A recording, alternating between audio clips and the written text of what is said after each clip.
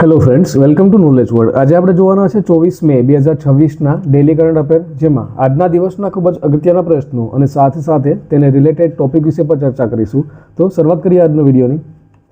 પ્રથમ પ્રશ્ન છે, તાજેતરમાં ભારતે ટૂંકા અંતરની બેલિસ્ટિક મિસાઇલ જેનું નામ છે અગ્નિ-1 નું ક્યાં સફળતાપૂર્વક પરીક્ષણ કર્યું છે?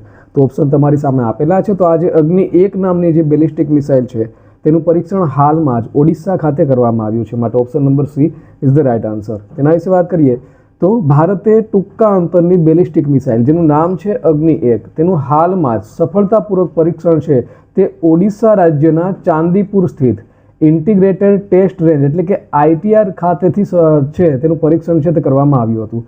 અને આ જે પરીક્ષણ છે તે ભારતીય સશસ્ત્ર દળોના સ્ટ્રેટેજિક ફોર્સિસ કમાન્ડ એટલે કે SFC છે તેની દેખરેખ હેઠળ સફળતાપૂર્વક હાથ છે તે ધરવામાં આવ્યું હતું. અને માપદંડોની વાત કરીએ તો પ્રક્ષેપણ દરમિયાન આ જે મિસાઇલ છે તેઓએ તેમના તમામ ઓપરેશનલ અને ટેકનિકલ માપદંડોને સફળતાપૂર્વક પૂર્ણ કર્યા હતા. અને તેની જો ક્ષમતાની વાત કરીએ તો આ એક પરમાણુ ક્ષમતા ધરાવતી શક્તિશાળી મિસાઇલ છે અગ્નિ-1 નામની, અને તેની જે મારક ક્ષમતા છે તે 700થી લઈ અને 900 કિલોમીટર સુધીની છે. વાત કરીએ આપણે ઓડિશા રાજ્યના બીજા કરંટ પોઈન્ટની, તો હાલમાં જ કેન્દ્રીય શિક્ષણ મંત્રી છે ધર્મેન્દ્ર પ્રધાન, તેઓના દ્વારા હાલમાં જ ઓડિશા રાજ્યમાં ભીમંડલી ઇકો હેરિટેજ સાઇટ છે તેનું ભૂમિપૂજન અને ઉદ્ઘાટન છે તે કરવામાં આવ્યું હતું. તો ભીમંડલી ઇકો હેરિટેજ સાઇટ ક્યાં આવેલી છે? તો તે ઓડિશા રાજ્યમાં આવેલી છે. હવે DRDO અને IAF એટલે કે ઇન્ડિયન એરફોર્સ તેઓના દ્વારા ઓડિશા કિનારે તારા ગ્લાઇડ વેપનનું સફળતાપૂર્વક પરીક્ષણ છે તે પણ ઓડિશા રાજ્યમાં કરવામાં આવ્યું છે. એન્ટીશિપ મિસાઇલ NASM-SR છે તેનું સફળતાપૂર્વક પરીક્ષણ છે તે પણ ઓડિશા રાજ્યમાં થયું છે. રાષ્ટ્રપતિ આપણા છે દ્રૌપદી મુર્મુ, તેઓના દ્વારા રાઉરકેલા સાયન્સ સેન્ટર છે તેનું ઉદ્ઘાટન કરવામાં આવ્યું છે. દેશનું પ્રથમ અદ્યતન 3D સેમિકન્ડક્ટર પેકેજિંગ યુનિટ છે તે પણ ઓડિશા રાજ્યમાં લોન્ચ કરવામાં આવ્યું છે. પાયલ નાગ, જેઓએ વર્લ્ડ પેરા આર્ચરી સિરીઝમાં ફાઇનલ્સમાં ગોલ્ડ મેડલ છે તે જીત્યો છે. ભારતનો પ્રથમ સ્વદેશી કોલસાથી એમોનિયમ નાઇટ્રેટ પ્રોજેક્ટ છે તે પણ ઓડિશામાં સ્થાપિત કરવામાં આવ્યો છે. ઓડિશા અને ઉત્તરાખંડની પોલીસને પ્રતિષ્ઠિત પ્રેસિડેન્ટ્સ પોલીસ કલર્સ છે તે પણ એનાયત કરવામાં આવ્યા છે. અને વર્લ્ડ ઇન્ડોર એથ્લેટિક ચેમ્પિયનશિપ 2028 જેનું આયોજન ઓડિશા રાજ્યના ભુવનેશ્વરમાં થવાનું છે. નેક્સ્ટ જોઈએ, વાત કરીએ આપણે ઓડિશા રાજ્ય. તો ઓડિશા રાજ્ય તો તેની સ્થાપના ક્યારે થઈ હતી? તો તેની સ્થાપના છે તે 1 એપ્રિલ 1936ના રોજ થઈ હતી. અને એટલા માટે થઈને જ 1 એપ્રિલ જેને ઉત્કલ દિવસ અથવા તો ઓડિશા દિવસ તરીકે પણ ઓળખવામાં આવે છે. ભુવનેશ્વર છે તો ભુવનેશ્વર છે તે ઓડિશા રાજ્યનું કેપિટલ છે. હાલના CM છે મોહનચરણ માઝી અને ગવર્નર છે ડૉક્ટર હરિબાબુ કંભમપતિ. નેક્સ્ટ જોઈએ, તો તાજેતરમાં ભારત અને કયા દેશે 2027ના વર્ષને સંસ્કૃતિ અને પર્યટન વર્ષ તરીકે જાહેર કર્યું છે? તો આ જે જાહેરાત છે તે ભારત અને ઇટાલી દ્વારા કરવામાં આવી છે. માટે ઓપ્શન નંબર A આવશે. તેના વિશે હવે વાત કરીએ તો સ્ક્રીન ઉપર જોઈ શકો છો, આ છે ઇટાલીના જોર્જ મેલોની અને આ છે વડાપ્રધાન નરેન્દ્ર મોદી. અને તેઓએ હાલમાં જ નરેન્દ્ર મોદી છે વડાપ્રધાન, તેઓ પ્રવાસે છે, વિદેશ પ્રવાસે, અને ત્યાં ભારત અને ઇટાલીએ વર્ષ 2027ને સંસ્કૃતિ અને પર્યટન વર્ષ તરીકે જાહેર છે તે કર્યું છે. અને આ જે છે તે ઇટાલી મુલાકાત દરમિયાન ઇટાલીના જે વડાપ્રધાન છે જોર્જિયા મેલોની, તેની સાથેની જે દ્વિપક્ષી બેઠક છે તેમાં આ મહત્વપૂર્ણ જાહેરાત છે તે કરી છે. અને સાથે સાથે સ્પેશિયલ સ્ટ્રેટેજિક પાર્ટનરશિપ સુધી પણ તેના સંબંધો છે, દ્વિપક્ષી સંબંધો તેને વિસ્તાર્યા છે.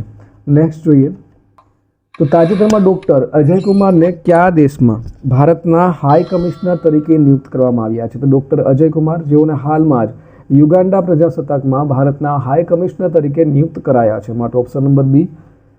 એના વિશે વાત કરીએ હવે, તો ભારતનું જે વિદેશ મંત્રાલય છે તેઓના દ્વારા વર્ષ 2002 બેચના વરિષ્ઠ રાજદ્વારી છે ડૉક્ટર અજય કુમાર, અને તેઓને હાલમાં જ યુગાન્ડા પ્રજાસત્તાકમાં ભારતના આગામી હાઈ કમિશનર તરીકે નિયુક્ત છે તે કરવામાં આવ્યા છે.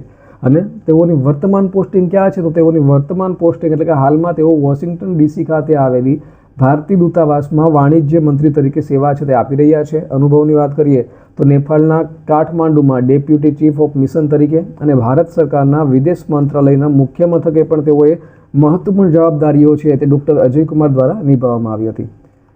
બીજા અગત્યની નિમણૂકની વાત કરીએ તો હાલમાં જ યુનાઇટેડ કિંગડમ એટલે કે UKમાં એલ્સ્ટ્રી અને બોરહેમવુડના સૌથી નાની ઉંમરના ભારતીય મૂળના મેયર બની અને તુષાર કુમાર છે તેઓના દ્વારા નવો ઇતિહાસ રચ્યો છે. તો સ્ક્વોડન લીડર છે સાનિયા, તેઓએ હાલમાં જ પ્રતિષ્ઠિત category A qualified flying instructor એટલે કે QFIનો દરજ્જો મેળવનારી ભારતીય વાયુસેના એટલે કે ઇન્ડિયન એરફોર્સની પ્રથમ મહિલા અધિકારી છે તે બની છે. સૌરભ વિજય, જેઓને UIDAIના ચીફ એક્ઝિક્યુટિવ ઓફિસર તરીકે નિયુક્ત છે તે કરવામાં આવ્યા છે. તો ફ્રેડરિક સોયેઝ, જેઓને ભારતીય જુનિયર પુરુષ હોકી ટીમના નવા મુખ્ય કોચ તરીકે નિયુક્ત છે તે કરાયા છે. આકાશ અંબાણી, જેઓને જીઓ પ્લેટફોર્મના નવા MD તરીકે નિયુક્ત છે તે કરાયા છે. સહદેવ યાદવ, જેઓને દક્ષિણ એશિયન વેઇટ લિફ્ટિંગ ફેડરેશનના પ્રમુખ તરીકે નિયુક્ત કરાયા છે. તો CBI ડિરેક્ટર તરીકે પ્રવીણ સૂદ છે તેઓને ફરીથી નિયુક્તિ આપવામાં આવી છે. સ્ટીલ ઓથોરિટી ઓફ ઇન્ડિયા સેલનું પૂરું નામ છે અને તેઓના નવા ચેરમેન અને MD એટલે કે CMD તરીકે અશોક કુમાર પાંડા છે તેઓની નિયુક્તિ કરાઈ છે. અને ઓમાનમાં ભારતના નવા રાજદૂત તરીકે પ્રશાંત પૈસે છે તેઓની નિમણૂક કરવામાં આવી છે. તાજેતરમાં વિશ્વ કાચબા દિવસ ક્યારે ઉજવવામાં આવ્યો? તો દર વર્ષે વિશ્વ કાચબા દિવસ છે તે 23 મેના રોજ ઉજવાય છે. માટે ઓપ્શન નંબર D આવશે. તેના વિશે વાત કરીએ તો દર વર્ષે 23 મેના રોજ વિશ્વભરમાં આજે વિશ્વ કાચબા દિવસ છે તેની ઉજવણી કરવામાં આવે છે. અને શરૂઆતની વાત કરીએ તો વર્ષ 2000માં અમેરિકાની જે અમેરિકન કાચબા બચાવ સંસ્થા છે તેઓના દ્વારા આજે દિવસ છે તેની ઉજવણીની શરૂઆત કરી હતી વર્ષ 2000માં. અને તેનો ઉદ્દેશ્ય શું હતો? તો પૃથ્વી પરથી લુપ્ત થઈ રહેલી કાચબાની પ્રજાતિઓનું રક્ષણ કરવું અને તેમના કુદરતી રહેઠાણોને બચાવવા અને લોકોમાં આ પ્રત્યે જાગૃતિ લાવવાનો હતો. અને આ વર્ષની થીમની વાત કરીએ 2026ની, તો આ વર્ષની થીમ છે ડાન્સિંગ ટર્ટલ્સ રોક, તે રાખવામાં આવી છે. બીજા અગત્યના દિવસોની વાત કરીએ તો 1 મે, જેમાં ગુજરાત રાજ્ય સ્થાપના દિવસની ઉજવણી થાય છે અને સાથે સાથે આંતરરાષ્ટ્રીય મજૂર દિવસ છે તે પણ ઉજવાય છે. 2 મેના રોજ વિશ્વ ટૂના દિવસ ઉજવાય છે, જ્યાં ટૂના છે તે એક પ્રકારની માછલી છે. 3 મે, જેમાં વિશ્વ પ્રેસ સ્વતંત્રતા દિવસ છે તેની ઉજવણી કરવામાં આવે છે. અને આંતરરાષ્ટ્રીય ચિતા દિવસ છે તે પણ ઉજવાય છે. પ્રેસ સ્વતંત્રતાનો હાલમાં ઇન્ડેક્સ બહાર પાડવામાં આવ્યો હતો અને તેમાં નોર્વે છે તે આ ઇન્ડેક્સમાં ફર્સ્ટ નંબર ઉપર છે. 4 મેના રોજ આંતરરાષ્ટ્રીય અગ્નિશામક દિવસ છે તેની ઉજવણી કરવામાં આવી. અને 5 મેના રોજ વિશ્વ પોર્ટુગીઝ ભાષા દિવસ અને વિશ્વ અસ્થમા દિવસ છે તે ઉજવાયો છે. 6 મેના રોજ રાષ્ટ્રીય નર્સ દિવસની ઉજવણી થઈ છે. તો 7 મે વિશ્વ એથ્લેટિક દિવસની ઉજવણી છે તે કરવામાં આવી છે. વિશ્વ થેલેસીમિયા દિવસ જે દર વર્ષે 8 મેના રોજ ઉજવાય છે. તો આંતરરાષ્ટ્રીય આર્ગેનિયા દિવસ ને 10 મેના રોજ ઉજવવામાં આવે છે. રાષ્ટ્રીય ટેકનોલોજી દિવસ અને સાથે સાથે આંતરરાષ્ટ્રીય છોડ આરોગ્ય દિવસની ઉજવણી છે તે 11 મેના રોજ કરવામાં આવે છે. અને 12 મેના રોજ, તો 12 મેના રોજ આંતરરાષ્ટ્રીય નર્સ દિવસની ઉજવણી થાય છે.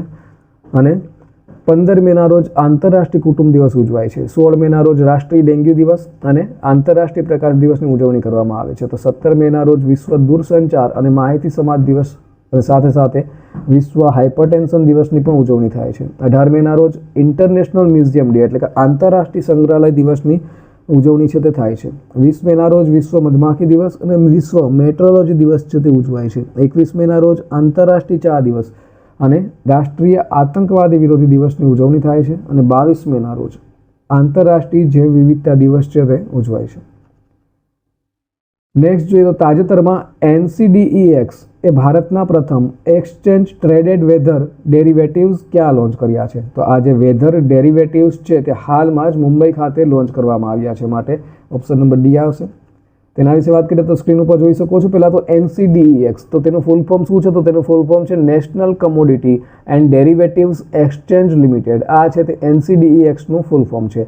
અને તેઓના દ્વારા ભારતના પ્રથમ એક્સચેન્જ ટ્રેડેડ વેધર ડેરિવેટિવ્સ છે તે કોન્ટ્રાક્ટ છે તેને મુંબઈના વરસાદ આધારિત ડેટા પર લોન્ચ છે તે કરવામાં આવ્યો છે. અને આ જે કોન્ટ્રાક્ટ છે તેને નામ પણ આપવામાં આવ્યું છે.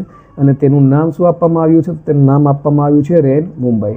આ કોન્ટ્રાક્ટ છે તેના માટે સાન્તાક્રુઝ અને કોલાબા વેધર સ્ટેશન છે તેના વરસાદના સત્તાવાર ડેટા છે તે ભારતીય હવામાન વિભાગના મુંબઈ સ્થિતનો ઉપયોગ છે તે કરવામાં આવશે. અને મોડેલની વાત કરીએ તો આ જે પ્રોડક્ટ છે તે ક્યુમ્યુલેટિવ ડેવિએશન રેનફોલ એટલે કે CDR મોડેલ પર IIT બોમ્બેના સહયોગથી તૈયાર છે તે કરવામાં આવ્યું છે, જે વાસ્તવિક વરસાદ અને ઐતિહાસિક સરેરાશ વચ્ચેના તફાવતની માપણી છે તે કરે છે. અને તેની મંજૂરી છે તે SEBI દ્વારા આપવામાં આવી છે. ત્યાર પછી જોઈએ તો તાજેતરમાં US ઓપન ગોલ્ફ ટુર્નામેન્ટમાં ક્વોલિફાય થનારા પ્રથમ ભારતીય અમેરિકન ગોલ્ફર કોણ બન્યા છે? તો હાલમાં જ માનવ શાહ છે તેઓ આમાં ક્વોલિફાય થનારા પ્રથમ ભારતીય અમેરિકન ગોલ્ફર બન્યા છે. માટે ઓપ્શન નંબર C આવશે. તેના વિશે વાત કરીએ તો તાજેતરમાં પ્રતિષ્ઠિત US ઓપન ગોલ્ફ ટુર્નામેન્ટ તેમાં ક્વોલિફાય થનારા પ્રથમ ભારતીય ગોલ્ફ પ્રીમિયર લીગ ખેલાડી અને જાણીતા ભારતીય અમેરિકન ગોલ્ફર છે માનવ શાહ, તેઓ બન્યા છે. અને 33 વર્ષીય માનવ શાહ છે તેઓ એથ્લેટિક ક્લબ ખાતે યોજાયેલી 36 હોલની ફાઇનલ ક્વોલિફાઇંગ ટુર્નામેન્ટમાં 66 અને 71ના રાઉન્ડ સાથે કુલ 5 અંડર સ્કોર કરી અને ચોથું સ્થાન મેળવ્યું છે. અને આજે US ઓપન છે તેમાં તેના માટે ક્વોલિફાય કર્યું છે. અને તેઓએ વાત કરીએ તો વૈશ્વિક સ્તરે તેઓએ 8 પ્રોફેશનલ ટાઇટલ જીતી ચૂક્યા છે. વર્ષ 2022માં તેમણે PGA ટૂર લેટિનો અમેરિકા પર ક્વિટો ઓપન છે તે પણ જીત્યું છે, જેનાથી તેઓ અર્જુન અટવાલ 2010 પછી PGA ટૂર સેકન્ડ્સ ઇવેન્ટ જીતનારા બીજા ભારતીય અમેરિકન ગોલ્ફર છે તે બન્યા છે અને પ્રથમ હતા અર્જુન અટવાલ. ત્યાર પછી જોઈએ તો તાજેતરમાં ભારતના ત્રીજા સૌથી મોટા તેલ સપ્લાયર કોણ બન્યો છે, એટલે કે કયો દેશ બન્યો છે? તો હાલમાં જ વેનેઝુએલા છે તે ભારતનો ત્રીજા નંબરનો સૌથી મોટો તેલ સપ્લાયર દેશ બન્યો છે, માટે ઓપ્શન નંબર ડી આવશે. તો તાજેતરમાં સાઉદી અરેબિયા અને અમેરિકાને પાછળ છોડીને વેનેઝુએલા છે તે ભારતનો ત્રીજો સૌથી મોટો ક્રૂડ ઓઇલ સપ્લાયર દેશ બન્યો છે. ત્રીજા નંબરનો છે. તો પ્રથમ નંબરનો કોણ છે? તો પ્રથમ નંબરનો છે રશિયા, જે વધારે પડતા આપણે રશિયા પાસેથી તેલની આયાત કરીએ છીએ. અને બીજા નંબર ઉપર છે UAE અને ત્યાર પછી ત્રીજા નંબર ઉપર અત્યારે વેનેઝુએલા છે તે આવી ગયું છે. અને વેનેઝુએલા છે તે ભારતમાં દરરોજ આશરે 4,17,000 બેરલ ક્રૂડ ઓઇલ છે તેની સપ્લાય કરે છે, જે અગાઉના મહિનાઓમાં લગભગ શૂન્ય હતી. અને તેનું મુખ્ય કારણ શું હતું? તો મિડલ ઇસ્ટમાં ચાલી રહેલા તણાવ અને હોર્મુઝની જે ખાડીના સંકટને કારણે ભારતીય રિફાઇનરીઓએ સસ્તા અને ભારે તેલ માટે વેનેઝુએલા તરફ વલણ છે તે વધાર્યું છે. નેક્સ્ટ જોઈએ તો તાજેતરમાં કયો દેશ બાંગ્લાદેશનો બીજો સૌથી મોટો વેપારી ભાગીદાર બન્યો છે? તો આપણો ભારત દેશ છે તે બાંગ્લાદેશનો બીજો સૌથી મોટો વેપારી ભાગીદાર બન્યો છે, માટે ઓપ્શન નંબર બી આવશે. તેના વિશે વાત કરીએ તો બાંગ્લાદેશ બ્યુરો ઓફ સ્ટેટિસ્ટિક એટલે કે BBSના તાજેતરના અહેવાલ મુજબ ભારત છે તે અમેરિકાને પાછળ છોડી અને બાંગ્લાદેશનો બીજો સૌથી મોટો વેપારી ભાગીદાર બન્યો છે. હવે બીજા નંબરનો છે તો પ્રથમ નંબર કોણ છે? તો પ્રથમ નંબર છે ચાઇના, જે તમે સ્ક્રીન ઉપર જોઈ શકો છો. પ્રથમ સ્થાન છે ચીન છે, ત્યાર પછી બીજા સ્થાન ઉપર ભારત છે, જે બાંગ્લાદેશના કુલ વિદેશી વેપારમાં ભારતનો હિસ્સો છે તે 8.47% છે, જ્યારે ચીનનો હિસ્સો છે તે 21.21% છે. અને ત્રીજા નંબર ઉપર છે અમેરિકા, જેઓ ખૂબ જ નજીવા તફાવત સાથે એટલે કે 8.46% સાથે ત્રીજા સ્થાને ધકેલાયો છે. હવે ભારતની વાત કરીએ તો ભારત જેનું અગ્રણી વૈશ્વિક કાપડ પ્રદર્શન ભારત ટેક્સ 2026 છે તે નવી દિલ્હીમાં યોજાશે. ભારત છે તે કોમન ક્રાઇટેરિયા ડેવલપમેન્ટ બોર્ડનું અધ્યક્ષ બન્યું છે. ભારતે 2025માં રેકોર્ડ બ્રેક 44 ગીગાવોટ સૌર ઉર્જા સ્થાપિત કરી છે. ભારત છે તે ICC ODI ટીમ રેન્કિંગમાં ટોચ ઉપર છે. ભારત છે તે પ્રતિષ્ઠિત 2026 એશિયન વેઇટ લિફ્ટિંગ ચેમ્પિયનશિપનું આયોજન કરી રહ્યું છે. વર્લ્ડ માઇગ્રેશન રિપોર્ટ 2026માં ભારત છે તે વિશ્વનો સૌથી મોટો રેમિટન્સ. હવે રેમિટન્સ શું છે? તો રેમિટન્સ પ્રાપ્ત કરનાર દેશ બન્યો છે. તો રેમિટન્સ એટલે કે વિદેશમાંથી જે આપણે નાણાં મેળવીએ છીએ તેને રેમિટન્સ કહેવાય છે. ભારત અને યુરોપિયન યુનિયને સંયુક્ત પહેલ છે EV બેટરી રિસાયકલિંગની તે શરૂ કરી છે. કેરોમાં યોજાયેલા ISSF જુનિયર વર્લ્ડ કપ 2026 છે તેમાં ભારતે પ્રથમ સ્થાન મેળવ્યું છે. નેક્સ્ટ જોઈએ તો તાજેતરમાં કઈ રાજ્ય સરકાર દ્વારા શ્રમ મિત્ર એપ લોન્ચ કરવામાં આવી છે? તો હાલમાં જ આજે શ્રમ મિત્ર એપ છે તે હરિયાણા દ્વારા લોન્ચ થઈ છે, માટે option number A is the right answer. તેના વિશે વાત કરીએ તો તાજેતરમાં હરિયાણા રાજ્ય સરકાર દ્વારા આજે શ્રમ મિત્ર નામની એપ છે તે લોન્ચ કરવામાં આવી છે, જેનો હેતુ શું છે? તો કામદારો એટલે કે શ્રમિકો અને નોકરીદાતાઓને ડિજિટલ માધ્યમથી એકબીજા સાથે જોડવા. અને આ જે એપ્લિકેશન છે તે એક ઇલેક્ટ્રોનિક રોજગાર વિનિમય તરીકે કામ કરે છે. અને તેનો મુખ્ય ઉદ્દેશ્ય પરંપરાગત મજૂર ચોક પ્રણાલીને બદલી અને વચેટિયાઓ વિના સીધી નોકરી પૂરી પાડવાનો તેનો હેતુ છે. વાત કરીએ હરિયાણા, તો હરિયાણા જેનું કેપિટલ ચંડીગઢ છે, CM છે નાયબ સિંહ સૈની અને રાજ્યપાલ છે પ્રોફેસર આસિમ કુમાર ઘોષ.